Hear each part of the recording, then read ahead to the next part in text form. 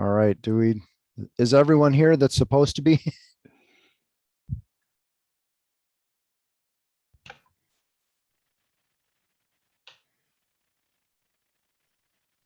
Yeah, it looks like a good group.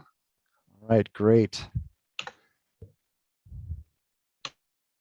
So Philip, you're welcome to jump in here and give some contributions anywhere you need to. But so what we're talking about here is a couple of topics. Number one, this is the time of year where we have our program year is kicking off and PAC meetings are starting up again. So, the importance of that first PAC meeting is setting the stage for the rest of the program for the year is really important to consider. And so having a fun and exciting and welcoming event is crucial, and, welcoming for those new scouts, but also for those scouts that are returning, maybe those that you haven't seen since last spring, or maybe even scouts you haven't seen for a year or more that took a break with the pandemic or because of other things were going on. So first of all, we'll have a kind of an open discussion, about what is your PAC doing, or what does your PAC do to connect and welcome new families? What are some creative ideas, things to make them feel welcome? I know, sometimes those new families come in and they don't have a clue. They don't have experience with scouting. They don't know what popcorn is about. They don't know what the awards are about. And so how do we make them feel welcome and not completely lost when they come to that first meeting or that first event?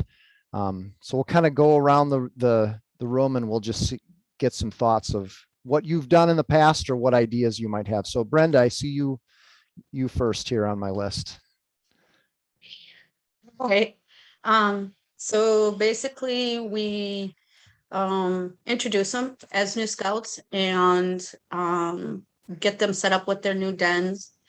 We hand out folders that has all the contact information for the PAC along with their leaders, and we try and get them to a meeting right away. We don't set our meetings out too far. I think that's about it. I mean, just basically, maybe we'll award them their Bobcat badge at that first meeting too, if they've earned it during recruitment time. So, but we try and have a fun event packed for our first meeting. So show awards of other people and stuff like that. Right? Okay. Is that it? Yeah, that sounds good. I see Sue. What has your PAC done?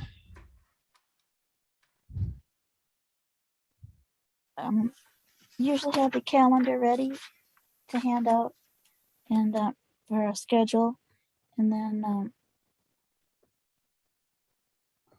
a lot of times for the first one we've been going and doing disc golf, and the kids don't do that very much, and my son is kind of into that, and he kind of leads it. They seem to have fun with it. They go around the course and welcome the new ones. I guess that's about it.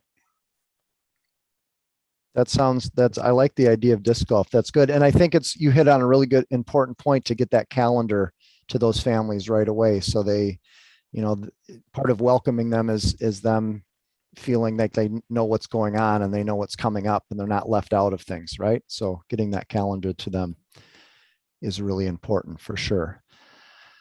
All right, David. Well, I'm kind of new at this again, and we did an opening last year. At our first meeting, we had they set up a little thing with a little shooting gallery with like a Nerf things that the kids all took turns trying to shoot at a target, so they all had a good time trying to hit a little target with a couple of Nerf guns. And then while they were doing that, we worked with the parents a little bit and what our plan was for the year. We didn't get a lot done last year. Hopefully this year we're going to get a good calendar set up and hoping to meet with everybody in about a week to do that. Great. Yeah, and that's a great idea to have an activity for the kids to do while the parents are getting the information, right? So that the kids don't have to sit through that meeting and stuff that they're really not that interested in sometimes anyway. Right? They want to do the fun stuff. Let's see here. Tom.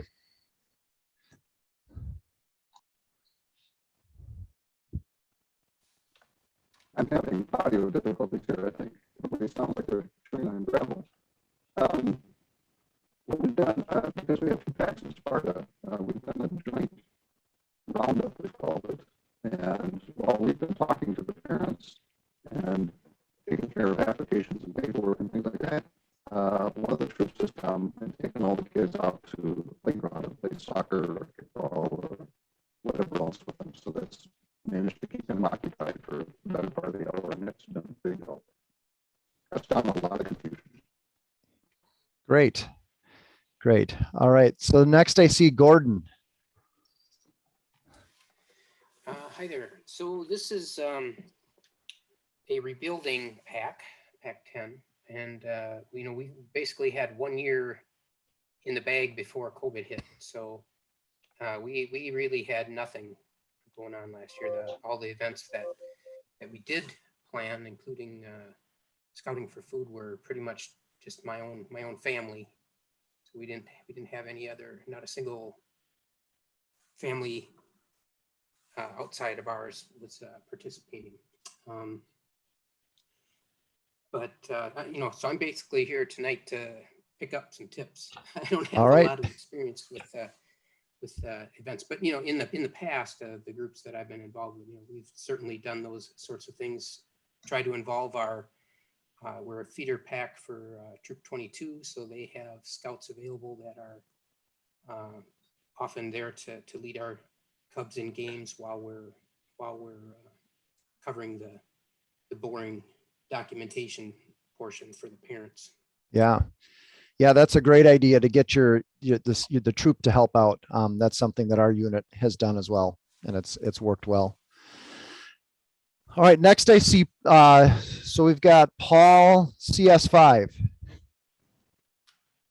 Yeah, so this is Paul. I'm a community lead for one of our groups. Can you hear me okay? Yeah. Okay. Sometimes I have audio problems, so I'm not a pack leader. I was back when, and we just always focused on games. We always had some sort of game to play at the first meeting, at every meeting.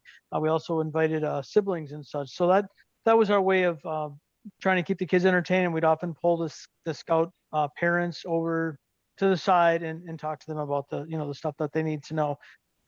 Otherwise, I don't have a lot to add. All right. Thank you. How about Sarah?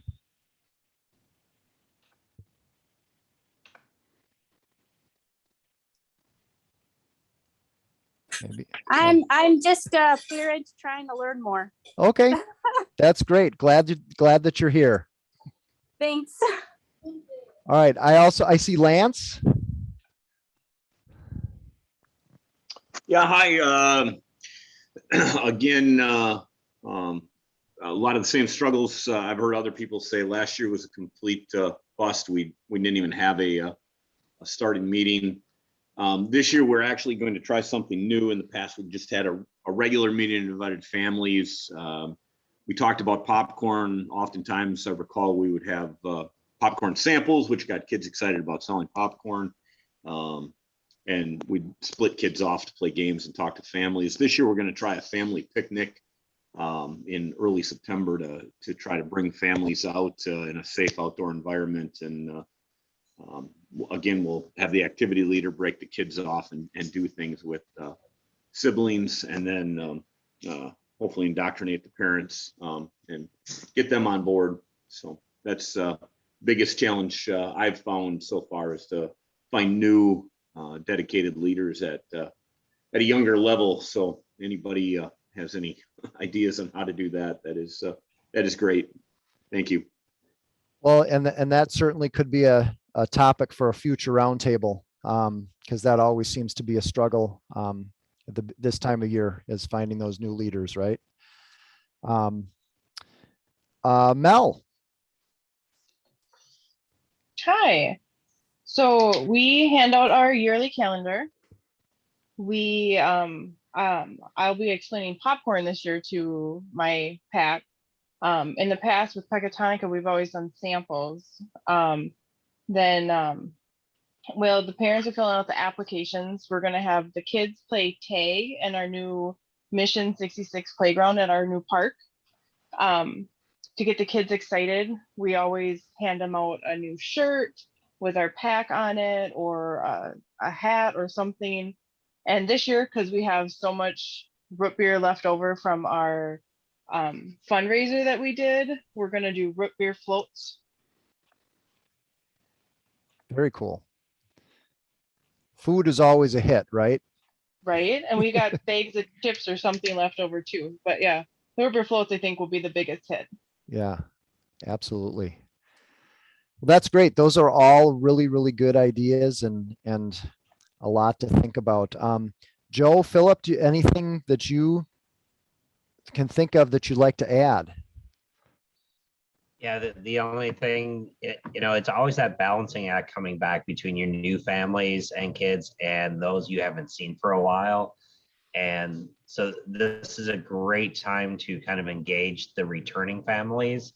And, this is kind of how you see who might rise to the top and who might take on leadership roles, and having some of those returning families kind of help mentor some of the new families in, see who's talking, who's, kind of taking on some of those roles. And, as a leader, kind of keeping your eyes open for that next generation of leaders, because we're recruiting the kids, but we're also recruiting the leaders at the same time. And so just encourage you to keep your eyes and ears open for that next generation of leaders too. Yeah, really, really good ideas from everybody. Two things that I would highlight. One, back to kind of what Brenda mentioned with the Bobcat Award. So I want to just encourage everybody to be planning to award that to those new families as soon as you can. Even doing it at the meeting where they work on it is really a good thing as well. Sometimes I see PACs wait until November or even December to award that, and that we're kind of missing the intent with that award. The intent with it is to have the scouts receive that recognition very early in their scouting life, if you will. It kind of provides them a little bit of the aha moment of, hey, I worked through my requirements and now I got recognized in front of the rest of the group. This was really neat, which you'll all recognize as something that we mirror all the way through the scouting program. And it also helps with the parents. The parents see their child get recognized, and it helps increase that parent engagement too, because they see their young person having earned something. In scouting, as a reminder, is do your best. So we're not looking for lions or tigers or even wolves to memorize every single word of the Scout Oath and the Scout Law. There's a lot to that. Really, it's learning it as best they can and understanding what's in it, and they'll eventually pick it up along the way. So no need to be overly stringent on those requirements. And then the other thing that I heard from the group was the challenge with engaging leaders, and I know that is definitely a challenge and something that maybe we'll think about for September or October as a breakout item. But the number one mistake that I see people make with that is overcomplicating the role and making it seem like one person is going to have to do everything with it. For those of you that have lion dens in your pack, the lion program is specifically written for parents to rotate through those den meetings. And the idea of that is you're giving each family a chance to try it out and learn that, hey, it's not really that hard as long as you spend at least a little bit of time preparing for it. And if you have specific challenges with that, absolutely connect with your community guide or with Zach or myself. We'd be happy to, kind of brainstorm some tips and tricks and talk about what can be done to make that a little bit easier. Because I recognize that that's a challenge. Yeah, great. Thanks, Joe. Tom, I saw you had your hand up. Did you have something to add or a question? I think it was, as I see item number one at the bottom of the page, planning and packing, I had something with that. So Okay. All right. we are running a little short on time. I did want to share really quickly just one really cool thing that we found, an idea that I think we're going to do with our pack this year, is the idea of these welcome bags. Let's see, I'm going to switch my screen. Does everybody see the switch screen now? Okay, so this is a pack that does these welcome bags, and what they do is they actually have their Cubs help make these. You know, a bag that kind of has a design on it. It involves the Cub Scouts.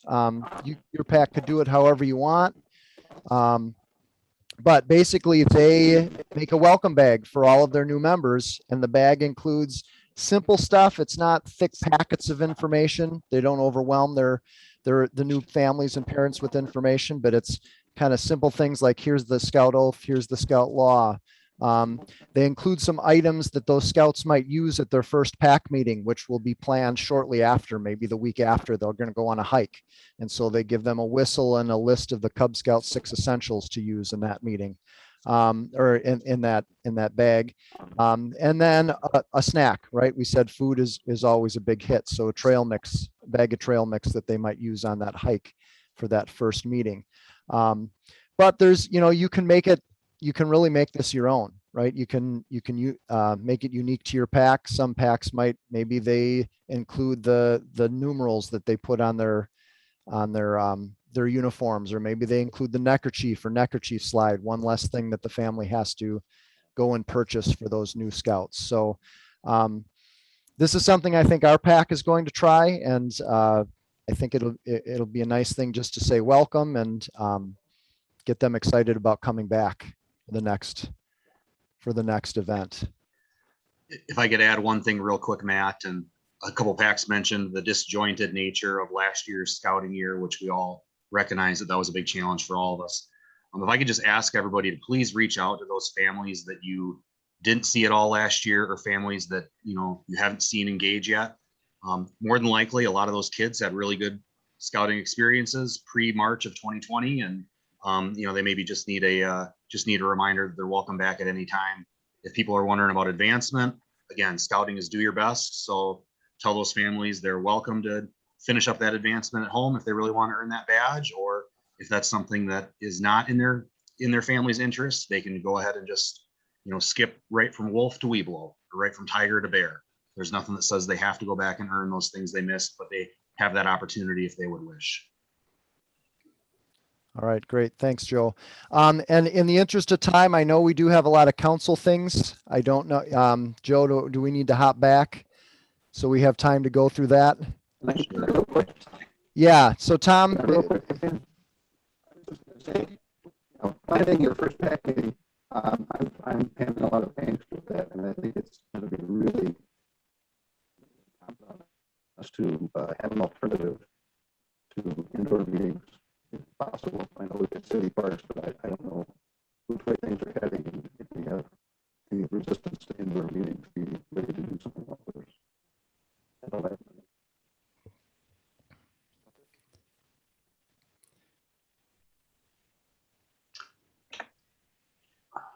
yeah. So there are some PDFs here to help you out with planning those meetings. Those will be posted on the council roundtable page once we get all of the videos and this slideshow up. So if you want to check those things out, come back to that page, and some materials and some resources for you to use. All right. Thank you, everyone, for joining.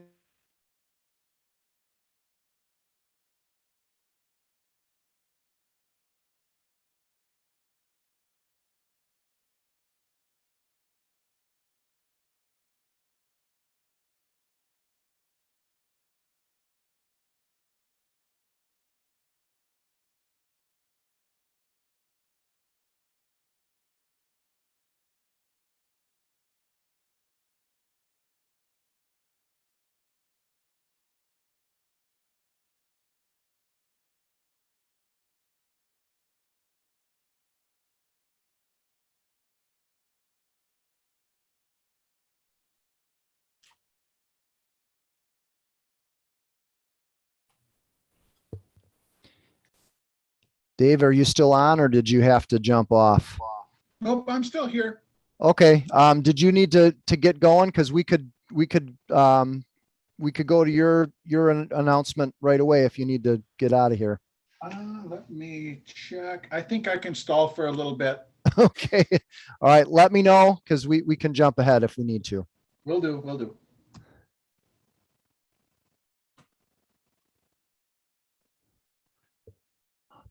All right, Joe, is everybody back now? Okay. Yep, they are. All right, great. So we're going to start with our council updates. We have quite a few things to get through. A lot of new announcements here. A lot of exciting things coming up in the Gateway Area Council. So so really excited about some of these things.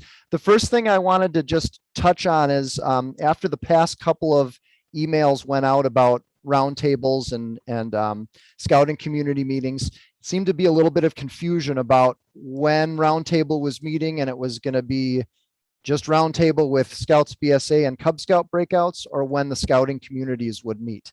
And so as a Roundtable team, we discussed this and we decided that we'll basically go on an every other month format. So we'll still meet the second Thursday of the month, 7 o'clock, just like normal.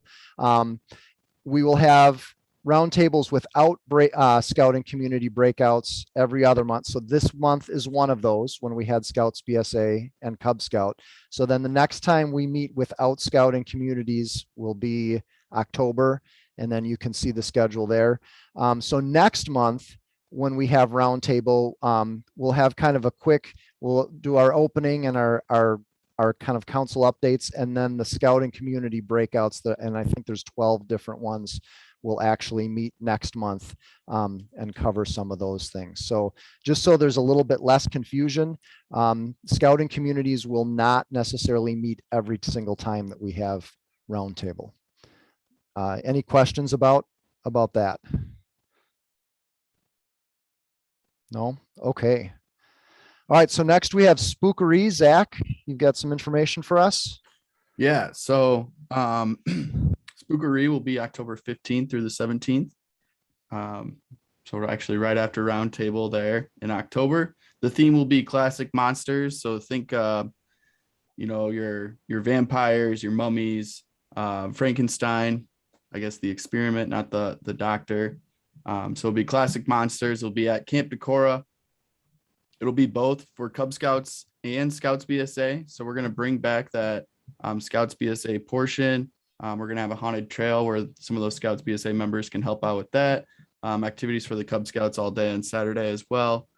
So it should be kind of back to what they were doing here in the council in like 2017, I think, 2017, 2018. So, activities, the haunted trail, monster themed field games, a costume parade, and we're still trying to figure out all the details as a committee.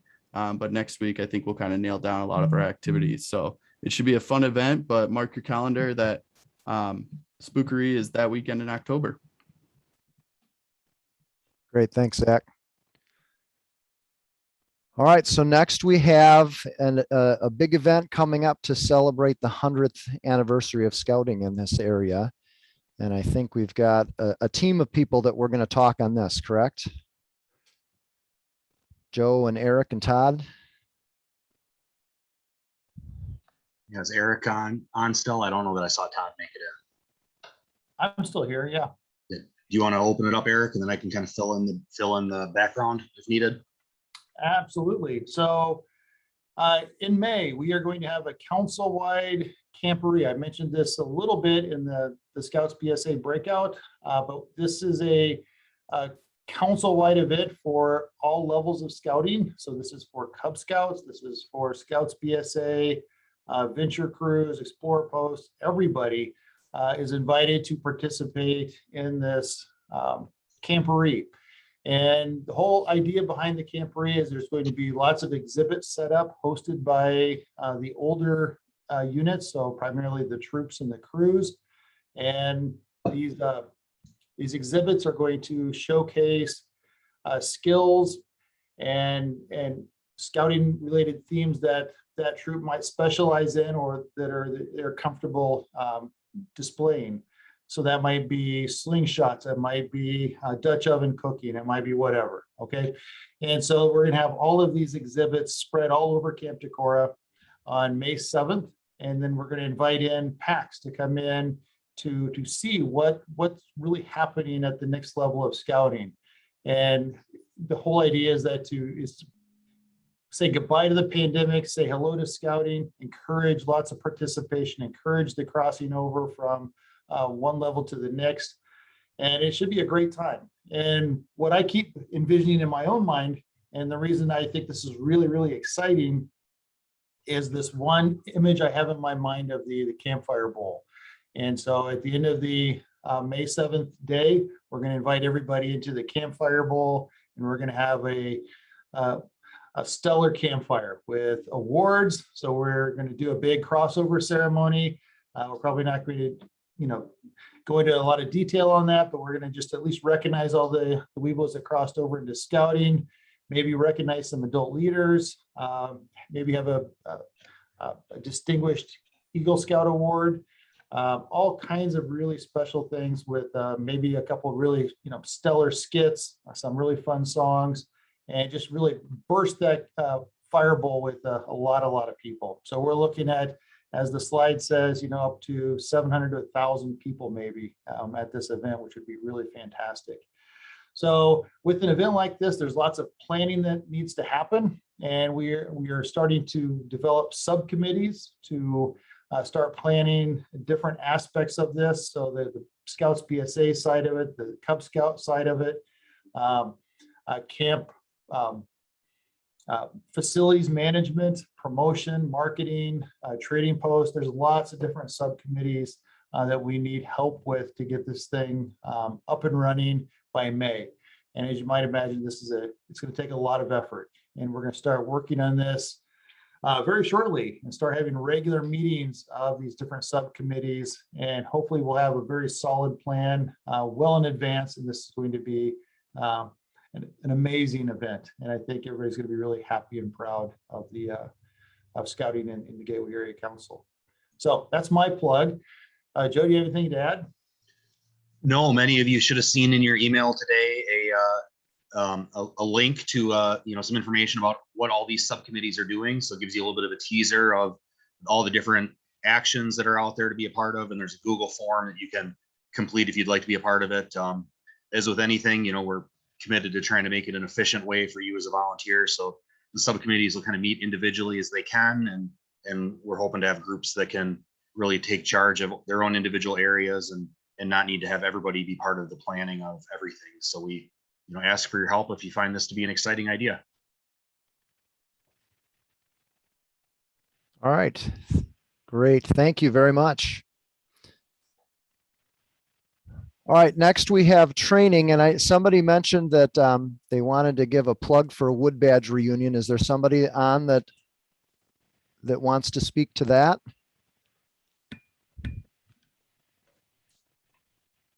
Is Lisa on the call? I don't think I saw her. I haven't seen her, but I think Al might be able to give a little information, maybe. Yeah, can you hear me okay? Yep. Yes. Yeah, all right. I believe we're doing a thing at the Onalaska Park on September 11th. Right at the moment, I just don't have too many details. I wasn't part of the planning on that aspect of it, but I believe it's September 11th at the Onalaska Park, be a potluck thing. We'll provide meats, I believe, and there should probably be games and prizes. Terry, do you have anything additional on that?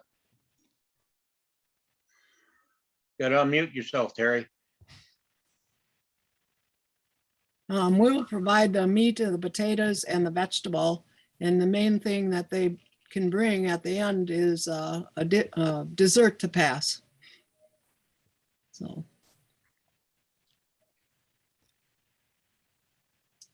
All right. Thank you very much. All right. Scott wanted to do a recap of NYLT this year. So are you slides? Good. Yep. There we go. Well, first I want to say I'm definitely going to be at the Wood Badge reunion because it sounds like there will be a lot of desserts there. So, yeah, I'll make this pretty brief. Many of you probably have a pretty good idea of what we do at NYLT. If you've been through Wood Badge, you've experienced something that's fairly similar. In the intro slide, I just took a picture or have a picture of the vision that the Scouts came up with, not for the course itself, but in terms of how they were going to operate. NYLT is about leadership much more than it is about skills, camp skills and such. And from the very beginning, they talk about finding their vision. And one of the things they did was also develop a vision on how everybody was going to participate and act. Next slide shows what I've called our classrooms. I suspect that some of the Scouts or participants are a little bit surprised to know that we do an awful lot in kind of a classroom format. The classrooms might be under dining fly or at the chapel. I don't have any pictures of the classes that occur in Hagerman Hall. But again, we're talking about right off, we start talking about vision and we talk about effective communication. We talk about conflict resolution and on and on and on, those sorts of things that you might have gotten in your intro to management course. In the third slide, I showed one event that we held in Hagerman Hall, which was called the Lego Challenge. I'm not going to go into too much, but you can see the kids are moving fast and having fun, trying to reproduce what one Scout saw outside of Hagerman in terms of how the Legos were set. We also do other games like the Taco Challenge. That's the one everybody remembers. They are told you're going to have tacos for lunch, so tell the quartermasters what you want. And they may say, well, I want potato chips. So they'll send them a baggie with 2 potato chips in it. Or they may say, I want beans, and they'll send them the biggest can of beans they can find. The fun thing was most of our patrols made do with it, but it's also the thing that everybody remembers. In the next slide, I've also got a picture of some of the relays and outdoor skills that we, you know, we try to force teams through the team formation process. We try to make it uncomfortable. And a lot of times if they're using Scout skills, they may develop a Scout skill and then it may get combined into a relay so that they're doing it and, you know, being challenged as a team. The next slide, I think shows, well, I went too far. Sorry. Participants are important. I was going to say, I don't know who these people are, but I do. We had 29 participants this year that successfully completed the course. Hopefully you see a Scout from your troop or a son or daughter among those, and several of them will be back next year as troop guides in our next course. And finally, I wanted to thank the staff, which is the last slide. Yes, James did wear that suit to welcome the Scouts or the participants to the course this year, but we've always got a great staff. We'll have several of them back again next year. And next year, by the way, we're already set for June 12th through 17th, 2022. So please start thinking about Scouts who are first class and 13. I've been involved in this for 7 years here and at the St. Louis Area Council. And, you know, I got hooked on it. I kind of got roped into it because I made some promises years ago that I didn't think anybody would follow up on. Well, they followed up on it. I got hooked into it. And then I got hooked, and I see real changes. And I told the story at the district, at the Scouts BSA district last week about one participant who went from, you know, somebody I thought was not going to make it at all to somebody who just did wonderfully. And so, you know, I'm seeing youth learn skills and develop leadership that they're going to take back to your troops and to other things that they do. And it's going to help them. So I'm a real believer. I hope if you've got any questions about the 2022 course, you'll give me a call or send me a note, and you'll be getting more from me shortly. Thank you. Great. Thanks, Scott. Any other training announcements quickly before we move on from anyone?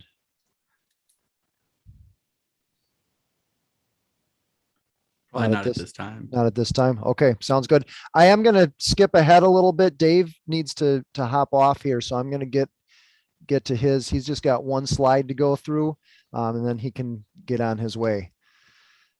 Thanks, Matt. Alan and I wanted to just take a minute.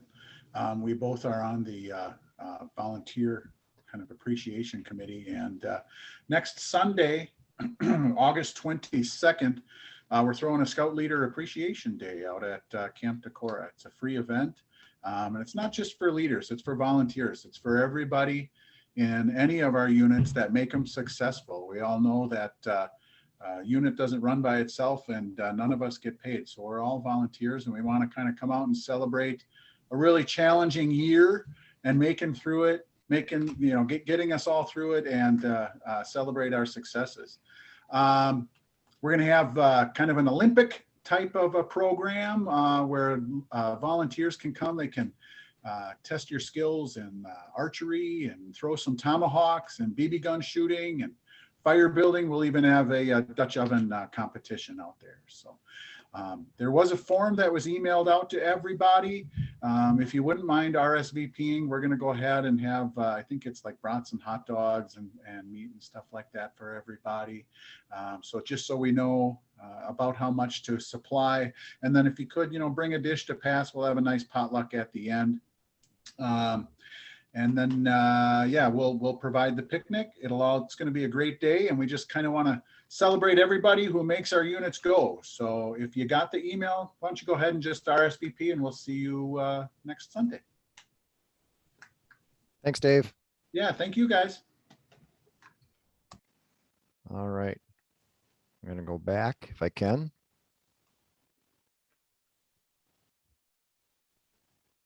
Okay, so now we've got some information about an exciting new program in Gateway area, and Melissa is going to join us. Are we going to start with the video, Melissa? Yes, sir. Okay, let me pull that up here.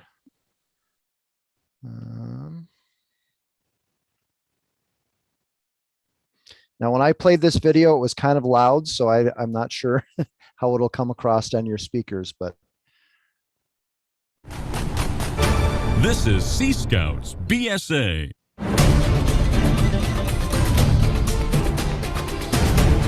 More than just a fun program of the Boy Scouts of America, Sea Scouts BSA is adventure in the water, on the water, around the water, and under the water. I love Sea Scouts because it's always a fun adventure.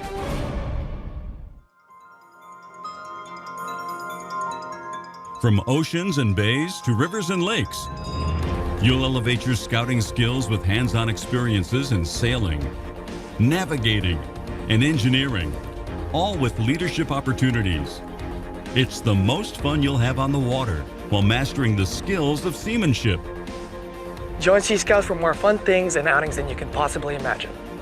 And if you're thinking of furthering your nautical ambitions with the Navy, Coast Guard, or maritime industry, Sea Scouts can put you one step ahead of the pack. Sea Scouts provides me with opportunities to find my voice in leadership. Go to seascout.org to find a Sea Scout ship in your area.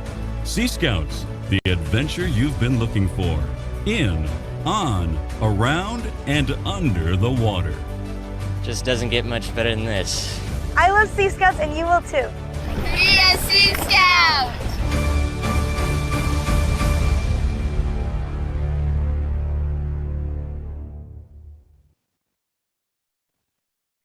All right, excellent. Thank you.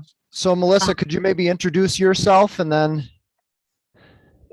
provide some information for us? Absolutely. Melissa Cattermas, and I am with the Coast Guard Auxiliary in La Crosse, Wisconsin. And our auxiliary has voted to charter a Sea Scout ship, which means we're funding the fees, and then we'll help out as much as we can, along with all the other stuff that we do in the auxiliary. So we're partnering with the Scouts to try to find at least 5 youth and 5 adults to actually get the Sea Scout ship going and fully chartered.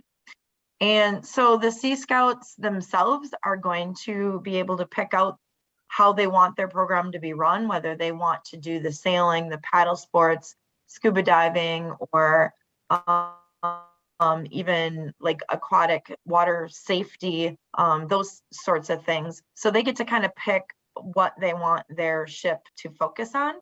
And then the adults are there just to guide them through all the rules and that sort of thing. So we're really looking for females and males, 14 years of age or older up to age 21. So one of the advantages of this program is that it can go all the way into college and help them with their college volunteering as well. It is a Scouts, it's the oldest Scouts program from what I've been told. So it's a pretty cool thing. And we, with the Mississippi River here and all of our lakes, we have just a huge opportunity to get a Sea Scout ship up and running again. There have been some in past history in the area. For the adults, again, there's lots of training available. The new unit ship organization kit and the Sea Scout manual, it's all there to make it super easy. And of course, the auxiliary is going to be there to help with training. One of the advantages of having the auxiliary be the charter is that when the adults and the scouts join the Sea Scout unit, they also automatically will become association members and get the benefits of our auxiliary association, discounts in shopping and insurance and stuff like that. So that's super cool. The other advantage of us being the charter is that the youth and the leaders can join our auxiliary unit and become full United States Coast Guard auxiliary unit members at the age of 14, which normally they have to wait until age 17. So they could go through the same training we do and actually become crew members and be able to work alongside of Coast Guard, the actual Coast Guard, and do the things that the Coast Guard does. So just a huge opportunity in our area. We're really looking for some leaders to help us get this going. And if you want to go to the next slide, we have an open house on September 18th. It's a Saturday from 10 to 3 at the Black River Beach Neighborhood Center. We're hoping to have some of our auxiliary units set up in the parking lot there and have some booths with information, and then have some info inside too in case of inclement weather. So join us and bring everyone and let's get this ship going. All right, thank you. Mhm. All right, and so another program that falls under scouting but isn't, your typical Scouts BSA is exploring, and Zach is going to speak to some exploring opportunities in our council. Yeah, so similar to Sea Scouts, this is for boys and girls that are 14 and older, goes until they turn 21, and that's when they age out. But this is a career development or career exploration. So it gives them an opportunity in a few different areas to see if this is the career that they would want to go into. That's why it's great for the high schools. They absolutely love it. So we've got 4 different programs coming this fall. We still got our post with the law enforcement at with the police force here in La Crosse. That's been going on for a few years, and it's very organized. They do a lot of fun different activities, and actually law enforcement, I believe nationwide, is the largest exploring posts out there. So you will actually have an opportunity even to attend a national conference as well.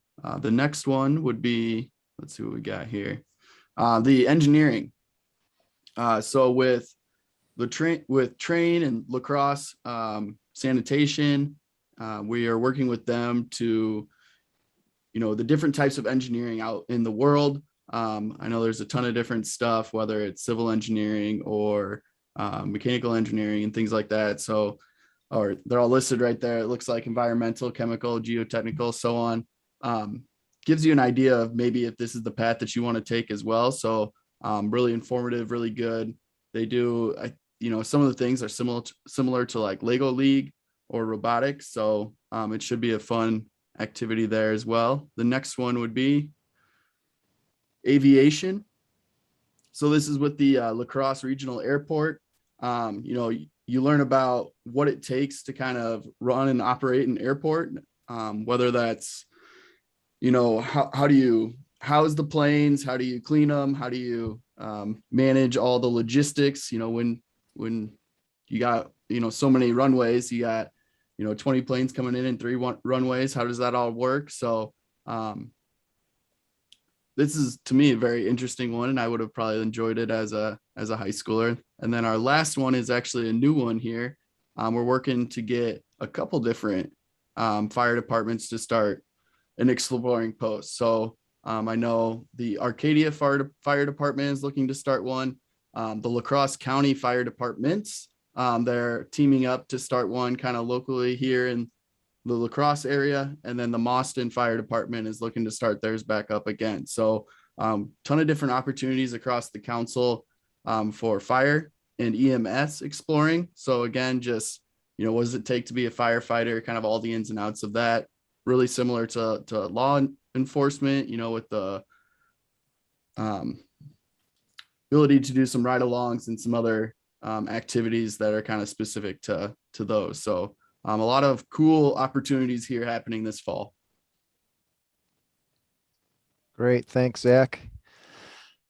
All right. One other one we threw in here. This is not actually a scouting event, but this is an event coming up the weekend of August 21st and 22nd that we found out about that we thought would just be kind of a fun event for kids. There's actually the Major League Fishing tournament series. It's a big nationwide bass fishing tournament series. They're going to be here in La Crosse that weekend. And so kind of for a family event and for kids, they're going to have an expo down at Veterans Freedom Park in La Crosse on Saturday and Sunday. First 100 kids that get there under 10 get a free rod and reel. There's going to be lots of activities for them to do. And then there's actually going to be a fishing derby on Sunday at Copeland Park for the kids. And there's information here. There's a form to register for that. And Philip says he's there. The food truck will be there serving food. And there is contact information there if you have help. So please share this with your families, with your units. Seems like a fun event for kids. All right. With that, Joe, do you have something you want to wrap up with here? Yeah, we'll go ahead and launch the poll. Kind of as we'll launch the poll shortly, but real quick, I just want to encourage everybody that the fall school year is going to be here very, very quick. And I know that it's been certainly from my perspective, really a packed summer, and it might feel like we're a little bit behind on getting ready to roll for our scouting year, but really want to encourage everybody to be working hard at getting those program calendars in place. If you're a Cub Scout pack, especially, it's absolutely critical that you support your school's back to school night or meet the teacher night, whatever that is. If you've been coming to the community kickoffs, you're seeing, you know, the science fair display boards that we're getting out to everybody. And really that's going to be a very important way to engage new families this fall. So it's August 12th right now. So we got a few weeks to get ourselves organized. And if we have not yet done so, I just would ask everybody's attention on trying to get ready to roll, because we absolutely have got families that are ready and waiting for scouting here this fall. So it's been great to see everybody out at programs this summer, and look forward to seeing everybody in person soon. Thanks, Matt and David and Zach, for your efforts on organizing everything tonight too. Yeah, thanks, Joe. And thank you for everybody for attending and for staying on. I know we went a little bit over, but a lot of good information, exciting things happening.